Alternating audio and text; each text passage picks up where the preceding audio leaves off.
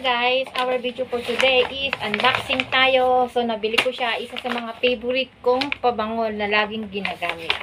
So kapag binibili ko po siya laging mahal. So natsyempohan ko siya kahapon ng semi-annual. Kita ba? Ayan tayo guys.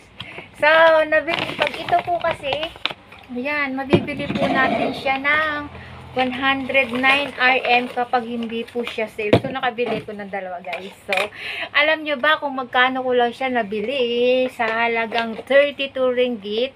So, original price niya, pumapalo po ito sa Pilipinas ng 1,000 plus. Pagpalagay natin mga 1,200 ang isa.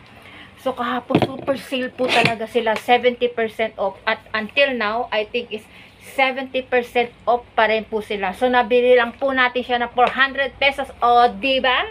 O, kayang-kaya na ating bulsa kapag may trabaho. Gusto ko talaga siya. O, ayan na nga po guys. Ang aking video walang kakwenta-kwenta. So, bye!